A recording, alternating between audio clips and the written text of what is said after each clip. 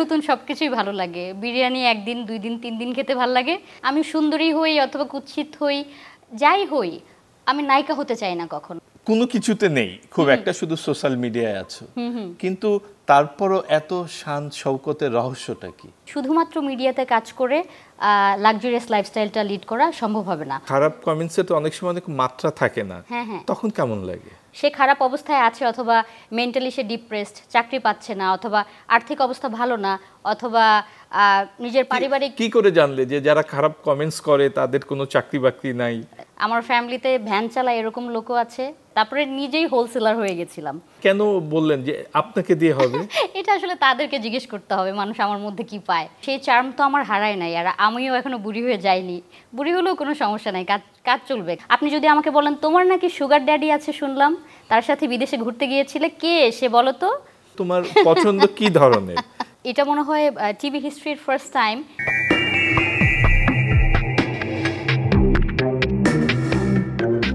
ছোট পর্দায়ও নেই, বড় পর্দায়ও নেই, গানেও নেই, নাচেও নেই, তারপরও লাখো মানুষের খুবই প্রিয় ইসরাত জাহান পায়েল। কোনো পর্দায় না দেখা গেলেও প্রতিনিয়ত একটা সময় দেখা যেত লাখো লাখো মানুষের সামনে, কিন্তু এখন খুব একটা দেখা যায় না। কেন দেখা যায় না? এই প্রশ্ন তো থাকবেই, থাকবে আরও অনেক প্রশ্ন। শুরুতেই জেনে নেই, পায়েল কেমন আছো? অনেক ভালো আছি ভাইয়া, আর আপনাকে অনেকদিন পর দেখে ভালো লাগছে। আর এটা মনে হয় টিভি হিস্ট্রির ফার্স্ট টাইম যে আমার পুরো নামটা বলা হয়েছে, ইশরাত জাহান পায়েল। সাধারণত আমি ইশরাত পায়েল নামে পরিচিত। যেটি বলছিলাম, কেন এত কম দেখা যায়? একটা সময় সরকারি অনুষ্ঠান হোক, বেসরকারি অনুষ্ঠান হোক, ওয়ার্ল্ড কাপের মতো অনুষ্ঠান হোক, সব মঞ্চে দেখা যেত। এখন এত দেখতে পাই না কেন? ভয় পাই এখন। কারণ এখন তো আসলে টেলিভিশন অথবা ফেসবুকের কন্টেন্ট অথবা ডিজিটাল মিডিয়াতে কন্টেন্টের অভাব নেই, অনুষ্ঠানেরও অভাব নেই। উপস্থাপক, সুউপস্থাপক, উপস্থাপক অনেকেই হয়ে গেছে। সো তাদের মাঝে আসলে খুব একটা কমফোর্ট ফিল করি না, সেজন্য একটু দূরে আছি। আর মূলত আমি বাংলাদেশে সব মেগা ইভেন্টগুলোই করেছি, যেমন ওয়ার্ল্ড কাপ হোস্টিং করেছি, বিভিন্ন সরকারি বেসরকারি যত বড় বড় প্রোগ্রাম অথবা কনসার্টগুলো হতো, রিয়েলিটি শো, এগুলোই আমি হোস্ট করেছি। এখন যে পরিস্থিতি, এখন তো মেগা ইভেন্ট কি হচ্ছেই না, সেজন্য আমি একটু পর্দাতে কম আছি। এখন বিকল্প কোনো চিন্তা আছে কিনা, যে সেটা ছোট পর্দায় কাজ হোক, বড় পর্দায় কাজ হোক, এরকম কোনো ইচ্ছা আছে নাকি? ইচ্ছার তো আসলে উপস্থাপনায় অনেক বছর হয়ে গেল, কোনো ইচ্ছাই আসলে আর বাকি নেই। একজন উপস্থাপকের জন্য সর্বোচ্চ যে জায়গাটা, সেটা আমি পেয়েছি এবং অনেকেই ভালোবাসে। ফেসবুক অথবা সোশ্যাল মিডিয়াতে ফলোয়ার্সও অনেক। তো ফেসবুকের মাধ্যমে অথবা সোশ্যাল মিডিয়াতে কন্টেন্ট তৈরি করে এখন আমি দর্শকের কাছাকাছি আছি। কারণ আমরা এখন টিভি একটু কম দেখি, হাতে মোবাইল আছে, কাজের প্রয়োজনেও এখন মোবাইল ফোন, সেলফোন ইউজ করতে হয়। সো মানুষ এখন ফেসবুক স্ক্রল করলেই আমাকে দেখতে পায়, তো সেই জন্য দুঃখটা নেই। কোনো কিছুতে নেই খুব একটা, শুধু সোশ্যাল মিডিয়ায় আছো, কিন্তু তারপরও এত শান শৌকতের রহস্যটা কি? অনেকেই মনে করে মিডিয়াতে কাজ করলে হয়তো বা খুব অর্থ প্রতিপত্তি পাওয়া যাবে অথবা ল্যাভিশ লাইফস্টাইল লিড করা যাবে। আমি বরাবরই বলি, শুধুমাত্র মিডিয়াতে কাজ করে লাক্সারিয়াস লাইফস্টাইলটা লিড করা সম্ভব হবে না। উপস্থাপনা একটা সহপেশা হতে পারে, শখের বিষয় হতে পারে। আমরা যেরকম বলি দিনমজুর, হ্যাঁ, যেমন অনেক দিনমজুর আছে রাস্তায় গিয়ে দাঁড়িয়ে থাকে, ট্রাক আসে অথবা কন্ট্রাক্টর আসে, এসে ডাকে যে এই কাজে লাগবে, চলেন যাই। আমাদের অবস্থা এরকমই। এটা উপস্থাপনা একটা ভাসমান শিল্প, আমি সেটা বলবো। কারণ মানে জাতীয়ভাবে দেখেন, সব অনুষ্ঠানের উপস্থাপক মূল ভূমিকা পালন করে, কিন্তু অনেক অ্যাওয়ার্ড ফাংশন অথবা বড় অনুষ্ঠানে যখন কাউকে মূল্যায়ন করা হয়, তখন দেখবেন উপস্থাপকের ক্যাটাগরি থাকে না তাকে মূল্যায়ন করার জন্য, অথবা কোনো অ্যাওয়ার্ডও থাকে না। তো আমি বলতে চাচ্ছি না এখন পর্যন্ত উপস্থাপনা একটা মূল পেশা হিসেবে কেউ নিবে অথবা স্বাবলম্বী হবে, এখান থেকে বাড়ি গাড়ি করে ফেলবে, এটা সম্ভব না। অবশ্যই পাশাপাশি একটা চাকরি করতে হবে অথবা ব্যবসা করতে হবে। আমি নিজে ব্যবসা করছি, সো সেজন্যই হতে পারে যে আমি একটু ল্যাভিশ লাইফস্টাইল লিড করতে পারি। আলহামদুলিল্লাহ ভালো আছি। আচ্ছা, তুমি কি ব্যবসা করছো এটা অবশ্যই জানবো। তার আগে একটা জিনিস আমরা বলতাম বা অনেকেই বলতেন যে কোনো পর্দায় না থেকেও, কোনো শিল্পের সঙ্গে না থেকেও, শুধু উপস্থাপনা দিয়ে যে শিল্পী বা সেলিব্রিটিতে পরিণত হয়েছে তাদের মধ্যে তুমি নিশ্চয়ই প্রথম সারির, কিন্তু সেই জায়গা থেকে সরে আসলা, এসে ব্যবসায় মনোযোগ দিয়েছো, এটা কখনো আক্ষেপ হয়নি কি যখন দেখো অনেকে তোমার থেকে হয়তো বা ভালো পারে না কিন্তু তারা অনেক মানুষের সামনে উপস্থাপনার কাজ করছে? এটা কম্পিটিশনের জায়গায় আমি নেই, আমি আগেই বললাম আমি বাংলাদেশের অনেক জায়গায় প্রতিনিধিত্ব করেছি, আমি বিউটি পেজেন্টও জিতেছি, মিস হেরিটেজ ইন্টারন্যাশনাল 2015-এর আমি উইনার। তারপরে বাংলাদেশের যত মেগা ইভেন্ট আছে সবগুলোর উপস্থাপনা আমার করা শেষ। তো যেহেতু এখানে সরকারি কোনোভাবে উপস্থাপকদেরকে সম্মাননা দেওয়ার অথবা অ্যাওয়ার্ড দেওয়ার জায়গা নেই, তো আমার তো আর অ্যাচিভ করার কিছু নাই, আমি নায়িকাও হতে চাই না। সো যত প্রকার অনুষ্ঠান আছে বাংলাদেশে মেগা ইভেন্ট আমি সব করেছি। এখন আমরা টিভিতে কেন কাজ করি? যেমন আপনি একজন সাংবাদিক, আপনি কাজ করেন মানুষের ভালোবাসা পাওয়ার জন্য অথবা মানুষের কাছে নিজের মেসেজটা দেশের কি হচ্ছে না হচ্ছে সেটা পৌঁছে দেওয়ার জন্য। আমি যখন ফেসবুকে ব্লগিং করি মানুষ তো আমাকে দেখে, ভালোবাসে, হাজার হাজার কমেন্ট করে, হয়তোবা 1000 কমেন্ট আসলে ওখানে 200 কমেন্ট ভালো আসে, 800ই খারাপ আসে, বাট আমি এটা বলি অ্যাটলিস্ট দেখছে তো, আমাকে অবজার্ভ করছে, এটুকুই আমার পাওয়া। মানুষ দেখলেই হয়, আমার আই ডোন্ট কেয়ার যে এটা টিভি হলো। আর খারাপ কমেন্টসের কথা বললে, খারাপ কমেন্টসে তো অনেক সময় অনেক মাত্রা থাকে না, তখন কেমন লাগে? প্রথম দিকে খারাপ লাগতো, বাট এখন কথা হচ্ছে যে আমি খারাপ সেজন্য খারাপ কেউ কমেন্ট করে এরকম না, সে খারাপ অবস্থায় আছে অথবা মেন্টালি সে ডিপ্রেসড, চাকরি পাচ্ছে না অথবা আর্থিক অবস্থা ভালো না অথবা নিজের পারিবারিক। কি করে জানলে যে যারা খারাপ কমেন্টস করে তাদের কোনো চাকরি বাকরি নাই? অবশ্যই নাই, যদি থাকতো 24 ঘন্টা তো ফেসবুক নিয়ে বসে থাকা অথবা কাউকে বুলিং করা কারো কাজ হতে পারে না। কারণ আমার মতো মানুষ অথবা আপনার মতো দায়িত্বশীল মানুষ, আমরা যারা কাজ নিয়ে ব্যস্ত থাকি তারা তো সারাদিন দেখবো না যে কে কী করছে, এখানে একটা বাজে কমেন্ট করতে হবে, এটা তার upbringing, it has nothing to do with me or you. আচ্ছা, ব্যবসার কথা বলছিলা, কি ব্যবসা করছো? ওকে, আমার সেলুন আছে 6টা পুরো বাংলাদেশে, ঢাকায় আছে 2টা, টাঙ্গাইলে আছে, সাভারে আছে, খুলনায় আছে 2টা, শিপিং বিজনেস আছে, একটা ফাইন্যান্স কোম্পানি আছে, আরও কিছু বিজনেস। কিভাবে এত অল্প বয়সে এত কিছু সামলাও কিভাবে? প্রথমে তো শুরুতে থেকেই তো এত কিছু ছিল না, আস্তে আস্তে হয়েছে। আর আমার ফ্যামিলিতে আসলে ব্যবসায়ী কেউ নাই, আমার ফ্যামিলিতে ভ্যান চালায় এরকম লোকও আছে, আবার দেখবেন যে বিসিএস ক্যাডার কোনো সচিব এরকমও আছে, চিফ ইঞ্জিনিয়ারও আছে। তো তার মধ্যে আমি একমাত্র ব্যক্তি যে ছিলাম মিডিয়াতে। আর যখন দেখছি যে আমার পছন্দ খুব ভালো, আসলে আমি যখন কোনো কিছু শপিংয়ে যাই, ধরেন আমি প্রাইস ট্যাগ দেখছি না, আমার ওই দোকানে দেখা যাবে যে জিনিসটা পছন্দ করেছি ওইটার দামটাই বেশি, যে খাবারটা খাবো ওইটার দামও বেশি। আমি ঘুরতে চাই, সো সেজন্য যে মিডিয়ার থেকে যাই ইনকাম করে আমি হয়তো দেশ বিদেশ ঘুরবো, অনুষ্ঠানের জন্য গেলাম সেটা আলাদা বিষয়, কিন্তু আমি যেখানে যেতে চাচ্ছি সেখানে তো আমি যেতে পারছি না, সেটার জন্য অর্থের প্রয়োজন রয়েছে। তো আমি ছোট অনলাইনে ব্যবসা শুরু করি, অনলাইনে ব্যবসা শুরু করার পর ভালো সাড়া পাই, তারপরে আমি বনানীতে আউটলেট শুরু করি। আমার ফার্স্টে জুয়েলারি বিজনেস ছিল, আমি পাকিস্তানি মুলতানি জুয়েলারি বিজনেস করতাম ফার্স্টে, তারপরে নিজেই হোলসেলার হয়ে গেছিলাম। ওই ব্যবসা বাদ এখন তারপর আমি সেলুন ব্যবসা শুরু করি। মাসুদ খান আছেন যিনি ইন্টারন্যাশনাল মেকআপ আর্টিস্ট, তো ওনার অনেকগুলো সেলুন আছে, উনি একদিন বলল যে না আপু আপনাকে দিয়ে হবে, চলেন ব্যবসা করি। আমি প্রথমে সিরিয়াস ছিলাম না। কেন বললেন যে আপনাকে দিয়ে হবে? এটা আসলে তাদেরকে জিজ্ঞেস করতে হবে মানুষ আমার মধ্যে কি পায়। হ্যাঁ, তো হয়তোবা আমি একটু ফ্যাশন সচেতন আগের থেকে, ফ্যাশন ফরওয়ার্ড, তো সেজন্যই হয়তোবা বলেছিল, অথবা আমার ম্যানেজমেন্ট একটু ভালো। আর ভালো না হলে আসলে আমার এখন স্টাফ 200 জন, আমি ম্যানেজ করতে পারতাম না আলহামদুলিল্লাহ। সো একটা দুইটা করে অনেকগুলো ব্রাঞ্চ হয়ে গেল, কিভাবে হলো আমি নিজেও জানি না, ইটস লাইক ম্যাজিক। সো আপনি যখন একটা ভালো কাজ করবেন, ভালো আউটপুট পাবেন, তখন আপনাকে কিছু করতে হবে না, আপনার আশেপাশের মানুষই আপনাকে পুশ করবে যে ঠিক আছে আরও এগিয়ে যেতে হবে, ভালো কিছু করতে হবে।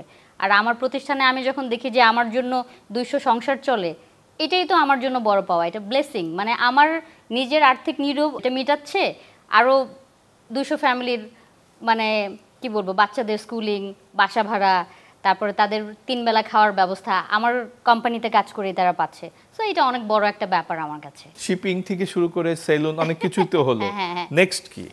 নেক্সট নিশ্চয়ই এখানে পাইল থেমে যাবে না? এখন তো 200 মানুষ কাজ করছে, দোয়া করবেন এখান থেকে যাতে 2000 মানুষ কাজ করতে পারে, তারপরে 20,000, হয়তো বা একদিন 2 লাখ মানুষ কাজ করবে। এটাই পরিকল্পনা, বেশি মানুষের কর্মসংস্থান তৈরি করতে হবে।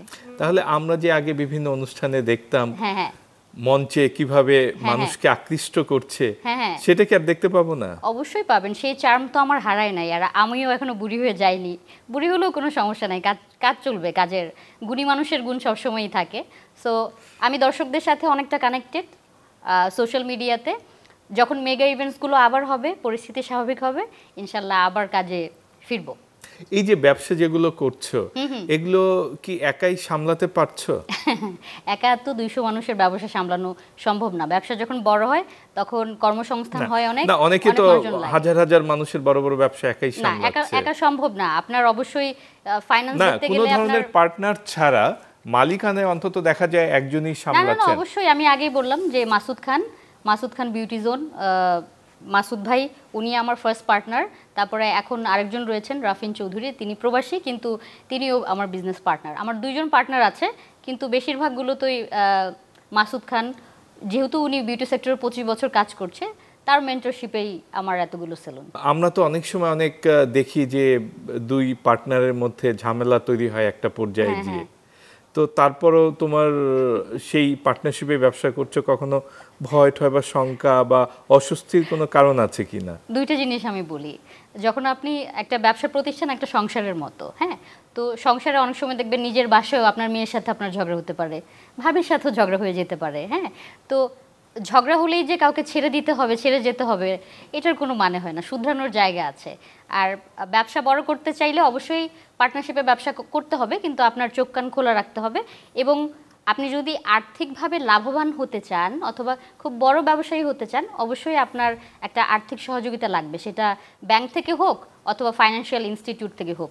আপনি যদি মনে করেন শুধুমাত্র নিজের মূলধন নিজে চেয়ে চিনতে এনে আপনি ব্যবসা করে বড়লোক হয়ে যাবেন অথবা অনেক বড় ইন্ডাস্ট্রি হবে, সম্ভব না। অবশ্যই আপনাকে ব্যাংক লোন নিতে হবে। আচ্ছা, ব্যবসা নিয়ে আরো গল্প শুনবো। এত অল্প বয়সে এত বড় ব্যবসায়ী হয়ে গেছো, ভাগ না দিলেও গল্প শুনতে তো আর অসুবিধা নেই। আচ্ছা, সেটা শুন। তার আগে এই যে মিডিয়ার বিষয়গুলো, হ্যাঁ, যে একটা সময় যেটি বলছিলাম আমি, যে কোনো পর্দায় কাজ না করেও, কোনো গান না গেয়েও কত বড় সেলিব্রিটি ইমেজ তৈরি হয়েছে। তারপরেও তো মিডিয়াতে অনেক সময় অনেক, তুমি বলছিলে অনেক বুলিং, বিশেষ করে ফেসবুকে তোমাকে বুলিং করে অনেকেই। আবার অনেক তোমার ভালো ভালো প্রোগ্রাম দেখেও তোমার সম্পর্কে কেউ কেউ খারাপ মন্তব্য বা বিরূপ মন্তব্য আমরা দেখেছি।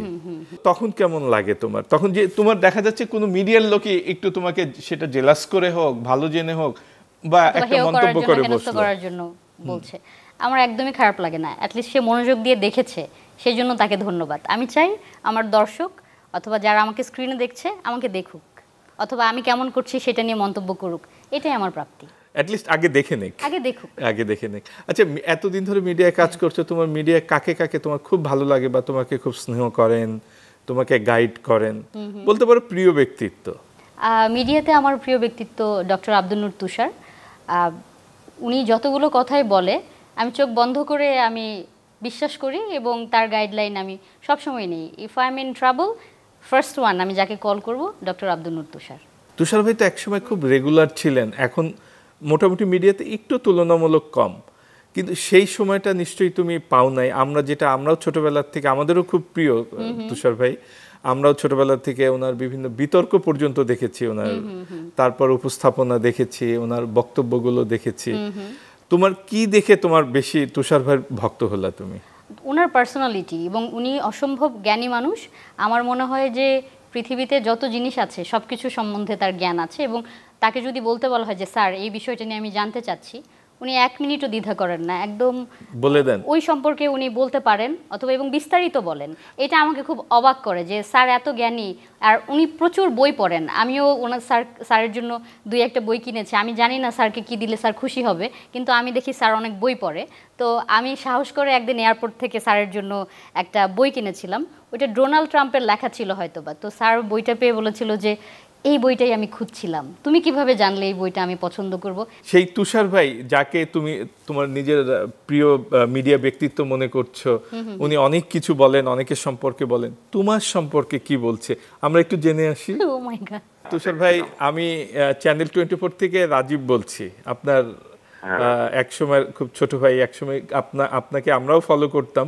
এখন আমার যিনি অতিথি তিনিও বলছেন আপনি তার প্রিয় মিডিয়া ব্যক্তিত্ব। স্যার আসসালামু আলাইকুম, আমি ইশরাত পায়েল। ওয়ালাইকুম আসসালাম। ওকে কেন, আমাদের তত গাইড টাইড করেন না? না, যে চাইবে তাকে আসলে আপনি পরামর্শ দেবেন। আপনি তো আর এমন কাউকে পরামর্শ দেবেন না যে আপনার পরামর্শ চাইছে না। তো যে পরামর্শ চাইবে আপনি তো তাকেই পরামর্শ দেবেন। পায়েলের অনেক গুণ আছে, তার মধ্যে একটি হচ্ছে সে খুবই কর্মঠ পরিশ্রমী। কোন একটা কাজ ধরলে সে সেটা শেষ করে এবং নিখুঁত করার চেষ্টা করে। অনুষ্ঠানের বেলায় সে খুবই বেছে অনুষ্ঠান করে এবং আমি ওর যতগুলো অনুষ্ঠান দেখেছি কোন অনুষ্ঠানে আমি অরুচিকর কিংবা কুরুচিপূর্ণ কোনো কিছু খুঁজে পাই নাই। অনলাইনে প্রচুর অনুষ্ঠান হয়, পায়েল সেগুলিতে খুব একটা অংশ নেয় না এবং নিলেও সেইখানে সে খুবই মেনটেইন করে যাতে কোনো ধরনের ভুল কিছু না হয়। আর খুবই আত্মবিশ্বাসী, সে উদ্যোক্তা। এই সময়ে এসে একজন নারীর জন্য অর্থ বিনিয়োগ করে ব্যবসা করার চেষ্টা করা এটা খুবই সাহসের ব্যাপার। সে সেটা করে এবং সততার সাথে ব্যবসা করে। তার আরেকটা বড় গুণ হচ্ছে তার বন্ধুরা তার জন্য খুবই অন্তঃপ্রাণ। সে নিজেও বন্ধু বৎসল, আমি তার যে কজন বন্ধুকে চিনি তারা সবাই তাকে খুবই পছন্দ করে, কেননা সে বন্ধুদের জন্য বন্ধুরা এক পায়ে এগিয়ে এলে সে দুই পায়ে এগিয়ে যায়। আমি মনে করি যে পায়েল আসলে আরো সফল হবে এবং উপস্থাপনা তো মানুষের জীবনের একটা শখের জায়গা কিংবা একটা শিল্পের জায়গা, কিন্তু আমার ধারণা তার যে ক্যারিয়ার, সেই ক্যারিয়ারে সে আরো সফল হবে এবং অনেক অনেক বড় কিছু হয়তো সে হবে। তো যে কোনো কিছু যদি সম্ভাবনা থাকে, সেই সম্ভাবনাময় মানুষদের পাশে থাকাটা আসলে উচিত। আমি মনে করি যে যার বড় হবার সম্ভাবনা আছে সে যখন ছোট তখন তার যত্ন নিতে হয়, বড় হয়ে গেলে তার যত্ন নেওয়ার কিছু থাকে না। আর কি কি পরামর্শ ওর প্রতি আপনার, যে জিনিসটা একটু চেঞ্জ করা উচিত, নাকি ও একদম 100-তে 100? পরামর্শ তো আসলে ওকে দেওয়া উচিত, সবার সামনে দেওয়া উচিত না। আমি বলবো যে ও মাঝে মাঝে রেগে যায়, কারণ ও অন্যায় কিছু মেনে নিতে পারে না। মানে সে এটা নিয়ে এক ধরনের মানে ওইটা নিয়ে ব্যস্ত থাকে যে কেন কেউ একটা অন্যায় কাজ করবে। আমার মনে হয় যে লোকজন অন্যায় করবেই এবং দুষ্ট লোক থাকবে পৃথিবীতে, রেগেও যাওয়া যাবে, কিন্তু সেইটা কখনোই যেন তার কাজে কোনো ব্যাঘাত না করে, নিয়ন্ত্রণের বাইরে যেন না যায় রেগে যাওয়াটা। নিয়ন্ত্রণের বাইরে যায় না, কিন্তু এইটা নিয়ে সে দুঃখ পেতে থাকে। মানে সে বারবার নিজেকে প্রশ্ন করতে থাকে যে মানুষ কেন এরকম করবে, কিন্তু মানুষই তো এরকম করবে, অন্য কেউ তো করবে না। তো সেই জন্য আমার মনে হয় যে যত যাই করুক মানুষ মনে রাখতে হবে যে কোনো দুষ্ট লোক কেন পৃথিবীতে তার রাস্তায় বাধা হতে না পারে। অনেক অনেক ধন্যবাদ তুষার ভাই আপনাকে। আমি জানি না, হয়তো বা ব্যস্তই ছিলেন, এই অনুষ্ঠানের মাঝপথে হঠাৎ করে আপনাকে কানেক্ট করলাম, কারণ ও আপনার কথাই বলছিলেন। আপনাকে অনেক অনেক ধন্যবাদ আমাদের চ্যানেল 24-এর পক্ষ থেকে।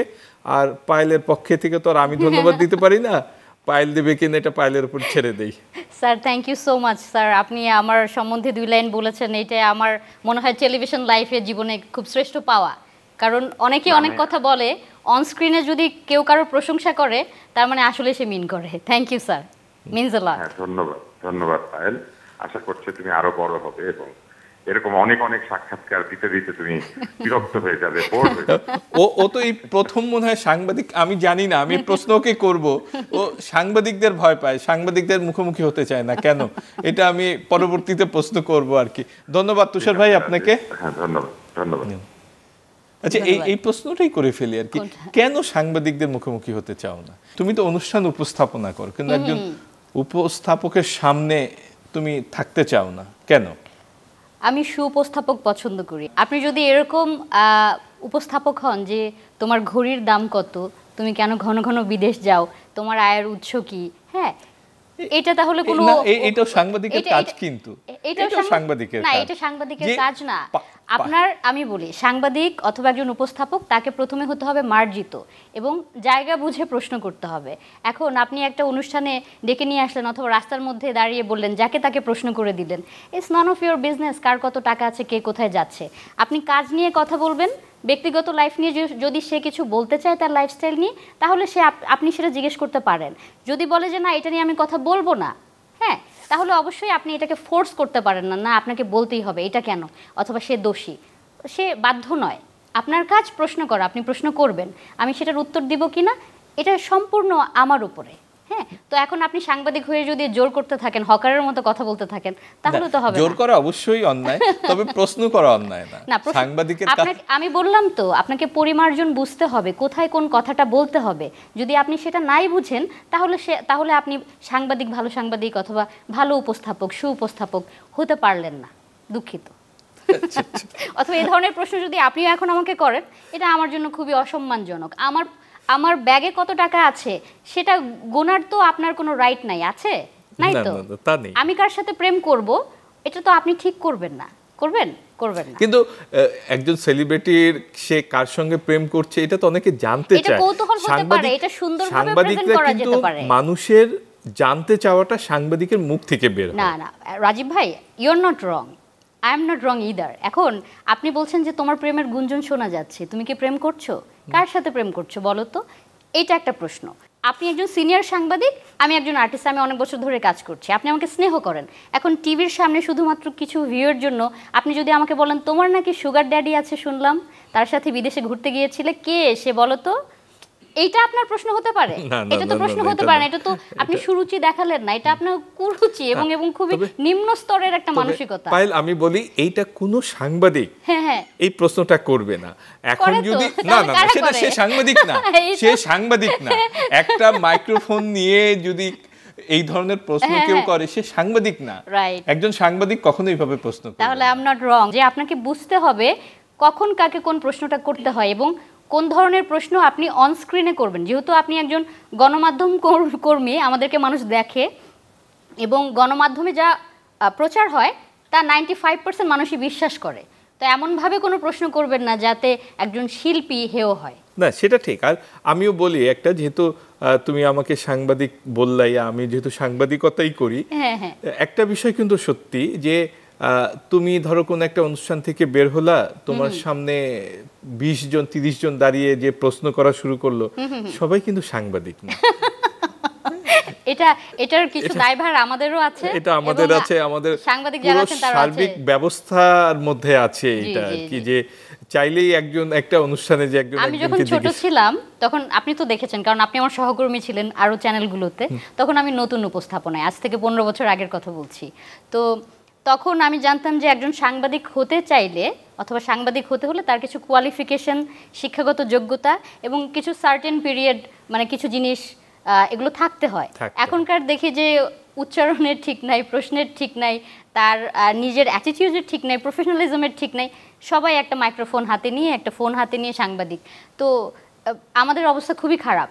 আপনি বললেন না কাজ কেন কম করছো, এই সমস্ত কারণে কাজ কম করছে এবং সাংবাদিক দেখে আমি ভয় পাই। অনেক প্রশ্ন আসলে তোমার কাছে, যেহেতু অনেকদিন পর তুমিও সাংবাদিকদের মুখোমুখি হলা, আর বাঘের মুখে ব্যবসার কথা যেগুলো বলছিলাম, এই যে এই তুমি মাঝে মধ্যে তোমার ফেসবুকে বা সোশ্যাল মিডিয়ায় দেখা যায় তুমি নতুন নতুন ব্রাঞ্চের উদ্বোধন করছো, নিজে ছুটে যাচ্ছ, নিজে তদারকি করছো।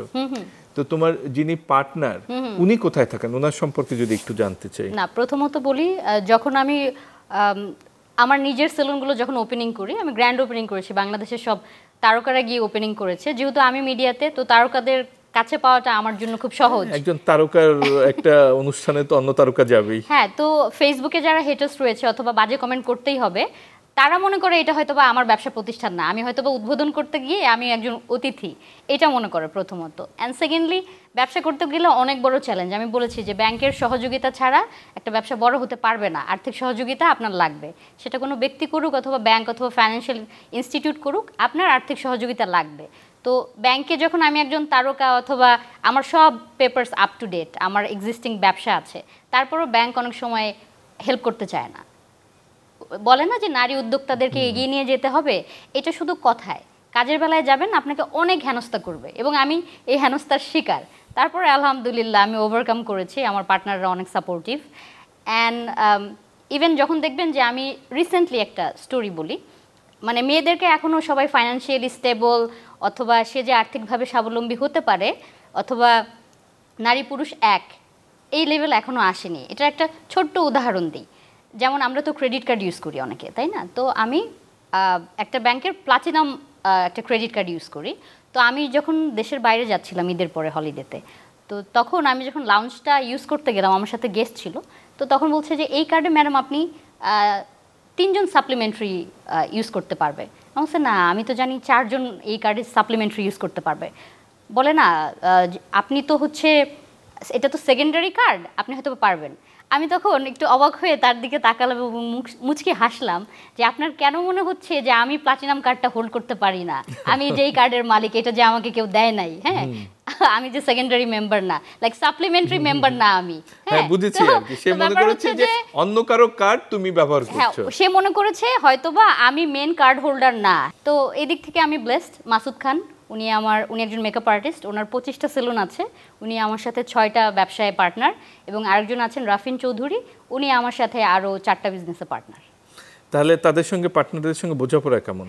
অনেক ভালো, কারণ আমরা তো আসলে মৌখিক পার্টনারশিপ করি না, আমাদের লিগ্যাল অ্যাডভাইজার আছে এবং ডিড আছে আমাদের, হ্যাঁ, এবং আমরা হচ্ছে ভ্যাট ট্যাক্স অনেক ভালো পরিমাণে দেই। সো সবার সম্মতিতে এবং কাগজে কলমে পার্টনারশিপ। তো এখানে তাহলে ইসেদের পার্টনারদের সঙ্গে কোনো ঝামেলা নাই? না, আলহামদুলিল্লাহ নাই। একটু ঝামেলা বাধাই কিভাবে? আচ্ছা, আমরা যদি এখন একজন পার্টনারের সঙ্গে সংযুক্ত হই টেলিফোনে, কিভাবে? আমি তো নাম্বার দিইনি কারো। হ্যাঁ, নাম্বার আমরা সাংবাদিক, তো নাম্বার আমরা জোগাড় করতে পারি। আচ্ছা, রাফিন চৌধুরী তোমার পার্টনার, তাকে খুঁজে পেয়েছি। রাফিন ভাই, আমার নাম রাজীব খান, আমি চ্যানেল 24 থেকে বলছি। জি ভাই, ভালো তো? জি ভালো আছি। আমি একটা অনুষ্ঠানে উপস্থাপনা করছি, আমার গেস্ট ইসরাত জাহান পায়েল। তিনি বলছিলেন তিনি আপনার ব্যবসায়িক পার্টনার, কিন্তু আপনার সম্পর্কে অনেক বদনাম করলেন। এই যে যিনি আপনার সম্পর্কে এত বদনাম করলেন, তার সঙ্গে কিভাবে ব্যবসা করেন ভাই? রহস্যটা বলেন তো একটু। না, আমার তো মনে হয় না যে বদনাম করার কিছু আছে। হ্যাঁ, আর আমাদের ওয়ার্কিং রিলেশনশিপটা খুবই স্ট্রং। আমি শুধু পায়েল না, আমি পায়েল এবং মাসুদ ভাই এবং আরো আমাদের কিছু ব্যবসায়িক পার্টনার আছে, বিজনেস পার্টনার, আমরা সবাই মিলে একটা পরিবারের মতন করেই কাজ করি, সবকিছুই ট্রাই করি মিলেমিশে করার। তো আমার মনে হয় না যে বদনাম হবে, বুঝছেন ভাই? একটু আগে বলে নিছিলাম, আপনি তো ওই জায়গায় ছিলেন না, ভাবছিলাম ও বলে না আমাদের বোঝাপড়া খুব ভালো, কোনো ঝামেলা নেই আমাদের ব্যবসায়িক পার্টনারদের মধ্যে। তা আমি একটু চেষ্টা করেছিলাম আর কি, একটু ঝামেলা তৈরি করার। আচ্ছা, দেখেন ভবিষ্যতে যেন কোনো বিচার সালিসি না করা লাগে, আমাদের সাংবাদিকদের কিন্তু আবার দৌড়াদৌড়ি করতে না হয়। অবশ্যই অবশ্যই, ইনশাআল্লাহ হবে না কখনো, আর যদি হয় আপনারা তো আছেন। আচ্ছা ঠিক আছে, এবার বলেন কেন তার সঙ্গে ব্যবসায় নামলেন? তার সাথে ব্যবসায় নামার মেইন যে জিনিসটা ছিল যে কনফিডেন্স, বুঝছেন? হ্যাঁ, তার কনফিডেন্সটা খুবই ভালো, এবং আমাদের অন্যান্য যে টিম মেম্বার আছে আমরা সবাই দেখছি যে সেক্টরটা নিয়ে আমরা কাজ করতেছি, এইখানে এদের অভিজ্ঞতা প্লাস কনফিডেন্স লেভেলটা, বুঝছেন? হ্যাঁ, মানে যে কাউকেই আপনার মোটিভেট করবে যে মানে আপনার ওই তাদের সেক্টরে মানে এন্ট্রি করতে, বুঝছেন? তো যখন আমরা এই বিজনেস তো একবারেই আপনার ডাইরেক্ট এক্সট্রিক্ট বিজনেস হয় না, হ্যাঁ, বিজনেস প্ল্যান করতে হয়, তারপরে ওইভাবে আপনার সব অপারেশন টিম, ফাইন্যান্স এবং কমপ্লায়েন্স দেখে তারপরে এক্সিকিউট করতে হয়। তো তাদের পুরো বিজনেস স্ট্রাকচারটা খুবই আপনার অর্গানাইজ ছিল, এবং ওইটা দেখে আমাদের আর কি খুবই ভালো লাগছে এবং কনফিডেন্স হয়েছে যে না, এটাকে আমরা এক্সপ্যান্ড করতে বলবো। তো রাফিন ভাই, ওর তো অনেক স্বপ্ন, খুব বলতে হবে অল্প বয়সে মিডিয়াতে যেমন ও নাম করেছেন, পাশাপাশি এই যে ব্যবসা এত ভালো করছেন এবং খুব পরিশ্রম করছেন, এবং ওরও অনেক স্বপ্ন, যেটি বলছিলেন যে এখন বর্তমানে 200 ওর কর্মী রয়েছে, 200 জনের সংসার চলছে ওর ব্যবসা দিয়ে বা আপনাদের ব্যবসার মাধ্যমে। এর পরবর্তীতে ওর স্বপ্ন 2000, 20,000, 2 লাখ। এই স্বপ্নের শেষ পর্যন্ত থাকবেন নাকি? মেইন হলো আমরা যে জার্নিটা স্টার্ট করছি, বুঝছেন? হ্যাঁ, তো আমাদের বিজনেস প্ল্যানটাই তো ওরকম ছিল যে বর্তমানে যেমন 2000 কর্মী আছে এবং 2000 পরিবারকে আমরা কর্মসংস্থানের জন্য সুযোগ করে দিতে পারতেছি। হ্যাঁ, কিন্তু আমাদের মেইন যে বিজনেস স্ট্রাকচার এবং বিজনেস প্ল্যান, মানে আগামী 5 থেকে 10 বছরের দিকে এইটাকে আপনার যত পারি এক্সপ্যান্ড প্লাস ডবল ট্রিপল যদি করা সম্ভব হয়, এইটাই আর কি। আচ্ছা, এটা আমাদের বিজনেস স্ট্রাকচারের একটা অংশ অলরেডি। তো অনেক অনেক ধন্যবাদ রাফিন ভাই। আর বলি, আমি ওই যেটুক বলেছিলাম আর কি, কোনো বদনাম করে নাই, কিন্তু অনেক মানে ভালো বোঝাপড়া, ভালো কথাই বলছিলেন। এইটুকু আমি দুষ্টুমি করলাম, বুঝছি আমি। আচ্ছা রাফিন ভাই, আর একটা জিনিস, সেটি হলো এই যে ওর সঙ্গে ব্যবসা করছেন, ওর কনফিডেন্সটা আপনি যেটি বললেন সেটি কাজে লেগেছে, কিন্তু ও যে একজন সেলিব্রিটি বাংলাদেশে, এই ইমেজটা কাজে লাগেনি আপনি যখন ওর সঙ্গে ব্যবসায়? শুনেন, বেসিক্যালি এইটা আমি বলবো যে আমাদের ব্যবসায়িক ক্ষেত্রে হ্যাঁ এইটা অনেকটা অ্যাডভান্টেজ দেয়, এবং অ্যাডভান্টেজ প্লাস আপনার সে তো আপনার পাবলিক ফেস, বুঝছেন? হ্যাঁ, তো এইটা অনেকটা আপনার ব্যবসায়ীকে বিজনেসের ক্ষেত্রে একটা কন্টেন্ট হিসাবে কাজ করে, বুঝছেন? হ্যাঁ, তো সব মিলেই আর কি কনফিডেন্সটা আসছে এবং ওইখান থেকেই আর কি নেওয়া। তো এইটাই দুইটাই আর কি মোটামুটি আপনার একটা একটার সাথে রিলেটেড। ওকে ওকে রাফিন ভাই, আপনার জন্য শুভকামনা, আপনাদের ব্যবসার জন্য শুভকামনা। পারলে ভাগ দিয়েন মাঝে মধ্যে। আচ্ছা, ও এটা তো যে শুনছিলাম পুরো মেয়েদের জন্য, আমাদের তো কোনো সার্ভিস না, নাই। ছেলেদের সেলুনও আছে। না, ছেলেদেরও মিস্টার কার্ড, কার্ড দিবেন আর কি, না ডিসকাউন্ট কার্ড। প্যাকেজ থাকবে। আপনি বিদেশে আছেন, ও বলছিল যে বিদেশ থেকে আপনি বিনিয়োগ করছেন, অনেক হেল্প করছেন। তো আপনার জন্য আবারও শুভকামনা, এবং দেশে আসলে ইনশাল্লাহ দেখা হবে। ধন্যবাদ আপনাকে। আর আমি তো ধন্যবাদ দিলাম, পায়েল কি কিছু বলবে কিনা? Rafin is a like wonderful person. আর তার ইচ্ছা আছে, সে প্রবাসে থাকলেও বাংলাদেশের প্রতি তার ভালোবাসা আছে, মায়া আছে, এবং সে বাংলাদেশে বিনিয়োগ করতে চায়। তো বিনিয়োগের মাধ্যমটা আমরা তৈরি করছি। আমরা আরও অনেক প্রজেক্ট নিয়ে কাজ করছি, শুধুমাত্র সেলুন সেক্টর নিয়ে কাজ করব এরকম না, আমাদের অ্যাগ্রো প্রজেক্ট এবং আরও অনেক ডেভেলপমেন্ট প্রজেক্ট সামনে আছে। সো ইনশাআল্লাহ ভালো কিছু হবে, এবং মনে হচ্ছে অনেক বিদেশি অর্থ বাংলাদেশে বিনিয়োগের একটা সম্ভাবনা আছে। চেষ্টা করছি আমরা শুভকামনা জানাই। সবচেয়ে আগে চাই দেশের পরিবেশ পরিস্থিতি ভালো থাকুক, সুন্দর থাকুক, যেন এই যে যারা দেশকে ফিল করেন তারা দেশে এসে যেন বিনিয়োগ করতে পারেন। শুরুতেই যখন এই জিনিসগুলো, তোমার এই ছবিগুলো দেখছিলাম, অনেকগুলোর সঙ্গে হয়তো বা বোঝা যাচ্ছে কিছু ফটোশুট করা আছে। তো তুমি যদি একটু কয়েকটা ছবি সম্পর্কে বলো, আমি হয়তো বা কিছু জানি, তোমাকে যখন প্রথমে বললাম তুমি বলবা যে একজন উপস্থাপক এই ছবির কথা না জানলে কেমনে উপস্থাপনা করেন, কিন্তু অনেক দর্শক হয়তো বা জানেন না। তাদের উদ্দেশ্যে যদি সেটটা অনেক সুন্দর, এবং আমি এসে অনেক খুশি হলাম। আমার অনেকগুলো ছবি এখানে আছে, এবং কিছু কিছু ছবি আছে যেগুলো এখন অনেক আগের ছবি, এগুলো চ্যানেল 24 রাজীব ভাই আপনারা খুঁজে বের করেছেন, ধন্যবাদ। আচ্ছা, প্রথমে যে ফ্লাওয়ার নেওয়া এই ফুলের ছবিটা, এটা একটা ম্যাগাজিনের কাভার শ্যুট করা হয়েছিল। এটা মনে হয় 2016-তে শ্যুট করা, আর ওইটা একটা পূজার শ্যুট ছিল পদ্মফুল হাতে। আর এটা আমি যখন 2015-তে মিস হেরিটেজ হয়েছিলাম, তারপরে তার 5 বছর পূর্তি ছিল 2020-এ শ্যুট করা, যেটা ক্রাউন মাথায়। এই ছবিটা রবীন্দ্র জয়ন্তীর ছবি এটা।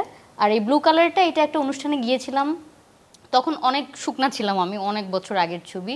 পরেরটা একটা ফটোশ্যুটের ছবি, এই পরেরটা একটা ফ্যামিলি ফাংশন, সেটার ছবি।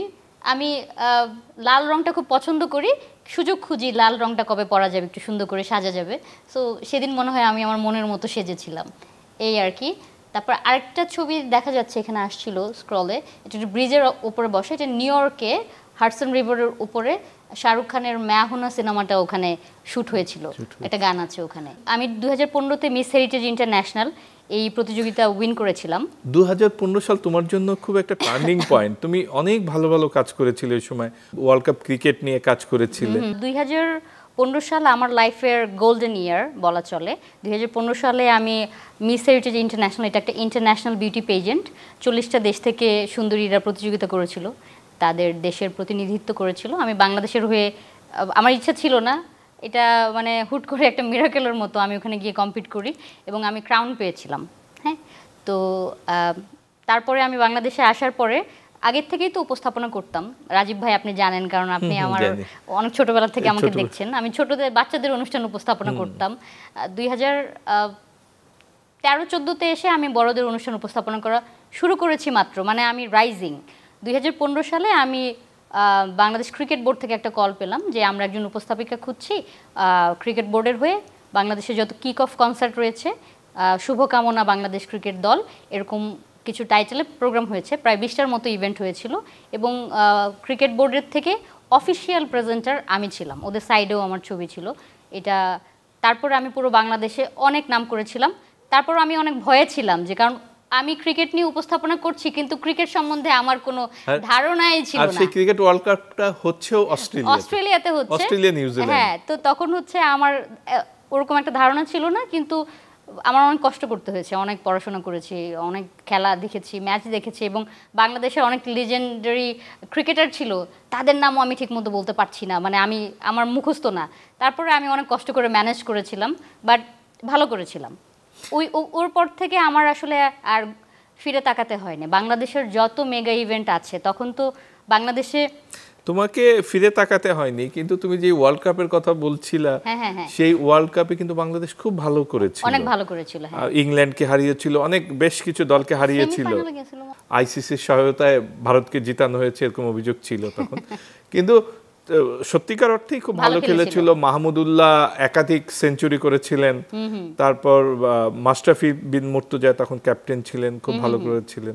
কিন্তু তারপর তোমাকে ফিরে তাকাতে হয়নি, কিন্তু তারপর কিন্তু বাংলাদেশ ক্রিকেট দলের পরবর্তী যে ওয়ার্ল্ড কাপগুলো খুবই হতাশাজনক যাচ্ছে আর কি এখন পর্যন্ত। যাই হোক, মানে এখন আমরা যারা খেলা ভালোবাসি, অথবা মাশরাফি ক্যাপ্টেন হিসেবে চমৎকার ছিল, কিন্তু আমি বলবো যে মাশরাফি ভাই যখন থেকে রাজনীতিতে মনোযোগ দিয়েছে, আমার ইচ্ছা ছিল যে হয়তোবা মাশরাফি ভাই বিসিবিতে কোনো একটা ভালো চেয়ারে বসবেন, হ্যাঁ, এবং এই জিনিসগুলো তদারকি করবেন, কিন্তু সে আসলে রাজনীতির চেয়ারে বসেছে। এটা আমি খুব কষ্ট পেয়েছিলাম যে কেন। ভালো একটি জিনিস মনে পড়লো, এই যে দেখো এই অনেক খেলোয়াড়রা রাজনীতির সঙ্গে জড়িয়েছেন, অনেক মিডিয়ার, তুমি মিডিয়াতে কাজ করো, মিডিয়ার অনেকে রাজনীতির সঙ্গে জড়িয়েছেন, অনেকে জেল পর্যন্ত যেতে হয়েছে। এটা খুব দুঃখজনক। মানে এই যে মিডিয়ার এই ইমেজটা কাজে লাগিয়ে রাজনীতিতে যাওয়া, এটা আসলে তুমি এটাকে সমর্থন করো? এটা শুধু বাংলাদেশে না, এখন আপনি যদি দেখেন যে পশ্চিমবঙ্গে, ভারতেও এই জিনিসটা হয়। যার ফেম আছে হয়তোবা সে ইলেকশন করে জিতে যাচ্ছে, অথবা তাকে ফেভারেবল মনে করা হচ্ছে, কিন্তু আমাদের বাংলাদেশে যারা শিল্পী আছে, আমি বলবো যে শিল্পী সত্তাটাকে যারা লালন করে, তারা শুধুমাত্র কোনো একটা দলের হতে পারে না, তাদের হতে হবে পুরো বাংলাদেশের সবার জন্য।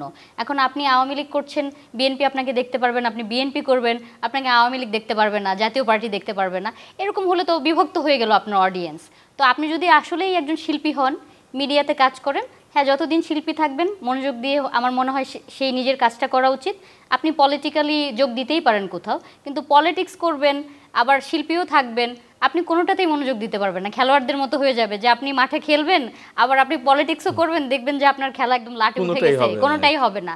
সো আমি ছোট মানুষ, তারপরে আমার দৃষ্টিকোণ থেকে আমি মনে করি যে যেটা করে তাকে সেটা নিয়েই থাকা উচিত, মাল্টিপল জিনিস করা যাবে না। একজন জনপ্রতিনিধির অনেক দায়িত্ব।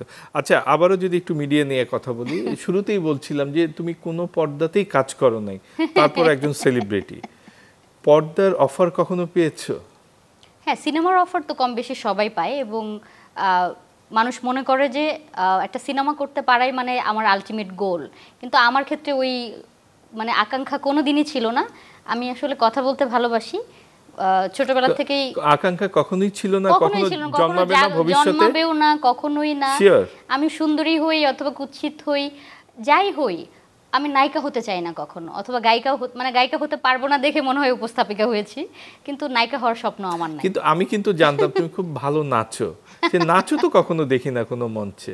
হ্যাঁ, না, আমি 2-1টা অ্যাওয়ার্ড শোতে নেচেছি, এখন আর নাচি না, ভবিষ্যতে নাচবো, আবার সমস্যা নাই, সময় আছে।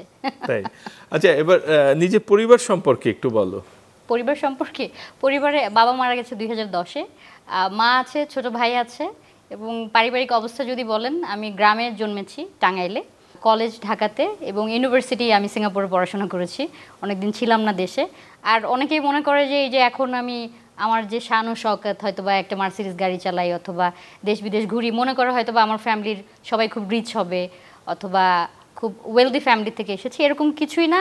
আমি একদম বলবো যে আমার নানা বাড়ি দাদা বাড়ির অবস্থান একদম নিম্ন মধ্যবিত্ত না। আমার ফ্যামিলিতে ভ্যান চালায় এরকম আত্মীয় স্বজনও আছে, আমি তাদেরকে চাচা মামা ডাকি হয়তো বা। আবার সিভিল ইঞ্জিনিয়ারও আছে, চিফ ইঞ্জিনিয়ারও আছে, হ্যাঁ, ব্যারিস্টার আছে, আবার সচিবও আছে। তো আমার ফ্যামিলিতে মানে যদি দেখা যায় আমি সবচেয়ে ফেমাস, এবং হয়তো বা কম বয়সে আমি সবচেয়ে সফল।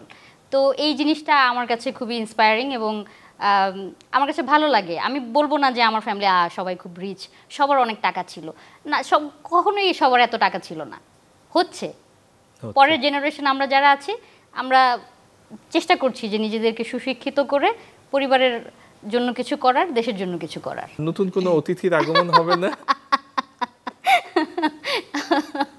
সেটা খোঁজা হচ্ছে, মনের মতো কাউকে পেলে হয়তো হবে। মিডিয়াতে যারা কাজ করে আসলে, আর যারা ব্যস্ত কর্মজীবী যারা আছে, তারা দিন শেষে গিয়ে আমরা খুঁজি একজন বন্ধু কথা বলার মতো। হয়তো বা অনেক সময় রাতের বেলা যখন অবসর টাইম থাকে তখন মনে হয় যে এরকম যদি কেউ থাকতো যার সাথে মন খুলে কথা বলতে পারতাম, হ্যাঁ, একটু সময়টা ভালো কাটতো। এবং সাপোর্টিভ হতে হবে অবশ্যই। তো এরকম মানুষ কোথায় পাওয়া যাবে আমি আসলে জানি না, আমি তো প্রেমে ব্যর্থ। বিজ্ঞাপন দেওয়া যায় না মনের মতো মানুষকে। এই যে হয়ে যাচ্ছে চ্যানেল 24 এর যারা দর্শক আছে তারা দেখবে। এটা তো শুরুতে সবারই শুনি, হ্যাঁ পেয়েছি, পাওয়ার পর অনেকেই বলেন আমি যা খুঁজছিলাম তাই পেয়েছি, কিন্তু কয়েকদিন পর দেখি আবার ভেজাল। নতুন নতুন সবকিছুই ভালো লাগে। বিরিয়ানি 1 দিন 2 দিন 3 দিন খেতে ভালো লাগে, 4 দিনের বেলায় মনে হয় একটু ভাত হলে শান্তি লাগতো। সো ব্যাপারগুলো এরকমই, নতুন নতুন সবকিছুই সুন্দর। যখন আপনি ফুল কিনে নিয়ে আসবেন, ফুলদানিতে রাখবেন, 1 দিন 2 দিন ভালো থাকবে, তারপরে আপনি যত্ন না নিলে ফুলটা আস্তে আস্তে মরে যাবে। রিলেশনশিপটা ওরকম, যত্ন নিতে হয়। তোমার পছন্দ কি ধরনের, কি ধরনের বলো? এই মিডিয়ার নাকি সাংবাদিক? তো নাই, সাংবাদিকদের তুমি দেখতে পারো না, ভয় পাও। আর অন্য চাকরি নাকি ব্যবসায়ী তোমার মতো? একজন সুশিক্ষিত মানুষ যে আমাকে ভালোবাসবে, আমাকে বুঝবে, আমাকে ফ্রিডম দিবে এবং আমার কাজটাকে অ্যাপ্রিশিয়েট করবে, এরকম মানুষ হলেই হবে। আচ্ছা, তার মানে তৈরি করে নিতে হবে আর কি, যেইভাবে বললে এইভাবে তো আসলে জন্ম মৃত্যু বিয়ে তো আসলে উপর থেকে আল্লাহ নির্ধারণ করে দিয়েছে। সো যা কপালে আছে তাই হবে, দেখা যাক। আমাদের শুভকামনা। ধন্যবাদ। সেজন্য শুভকামনা, চ্যানেল 24 এর থেকে শুভকামনা, তোমার সব কিছুর জন্য শুভকামনা। Thank you. তুমি যেমন চাচ্ছ সেমন হোক। আবার বললেন না যে কত টাকা থাকতে হবে তোমার বড় হতে গেলে, এই ধরনের প্রশ্ন। টাকা পয়সা আমারও ভয় লাগে, তোমার যেমন সাংবাদিক ভয় লাগে, আমার টাকা পয়সা ভয় লাগে। কম থাকলেই ভালো, ম্যানেজেবল। এটা আবার ঠিক কি না জানি না। না মানে আপনার যতটুকু দরকার ততটুকু থাকলেই ভালো, বেশি হলে আপনি দরকারই তো শেষ নাই। তা ঠিক, যার ধরেন ইনকাম 2 লাখ টাকা তার কিন্তু আসলে মাথা ব্যথা 4 লাখ টাকার। হ্যাঁ, তুমি তো বলছিলা যে তোমার তো এখন পর্যাপ্ত আছে, তুমি কিন্তু বলছিলা যথেষ্ট, আলহামদুলিল্লাহ যথেষ্ট আছে, কিন্তু তুমি আবার এটাও বলেছো যে আমার এখন 200 কর্মচারী আছে, আমার 2000 হবে, 20,000 হবে, 2 লাখ হবে। তার মানে তোমারও আকাঙ্ক্ষার শেষ নেই। অবশ্যই আমি নিজের জন্যও চাচ্ছি এবং মানুষের কর্মসংস্থান হোক, এটা আমি চাই। কারণ যখন আমি একটা জব সার্কুলার দেই তখন দেখা যায় এত বেকার মানুষ, দেখা যায় যে MBA BBA করা এরা হচ্ছে 10,000 টাকার একটা চাকরির জন্য অ্যাপ্লাই করছে, জাস্ট চাকরি হলেই হবে, চাকরি পাচ্ছে না, বেকার, কি করবে? সো এই হতাশা থেকে বাংলাদেশকে বেরিয়ে আসতে হবে, ওই শুধু বসে থাকলে হবে না। তোমার কাছে আমার শেষ প্রশ্ন, তোমার তো অনেকগুলো ব্যবসা করো তুমি, বলছিল এর মধ্যে কোন ব্যবসাটা তোমার খুব পছন্দের, একদম মনের মতো হয়েছে? আমার কাছে আমার সেলুন ব্যবসাটা অনেক প্রিয়। মেয়েদের জন্য প্রাইম সেলুন, ছেলেদের জন্য মিস্টার কাট। তো দেখা যায় একটা মানুষ যখন আমার সেলুনে ঢুকে, তারপরে যখন তার গ্রুমিং করে, আবার সেলুন থেকে যাওয়ার সময় দেখি একদম তার চেহারাটাই চেঞ্জ হয়ে গেছে, সুন্দর স্কিন, সুন্দর চুল, সুন্দর হাতের নখ, সুন্দর হেসে বের হয়ে যাচ্ছে, এটা আমার কাছে অনেক প্রশান্তি। আর আমি যেহেতু মিডিয়াতে কাজ করি, আমাকেও তো আসলে অনেকক্ষণ ধরে মেকআপ নিতে হয়, প্রতিদিনই মেকআপ নিতে হয় প্রায়।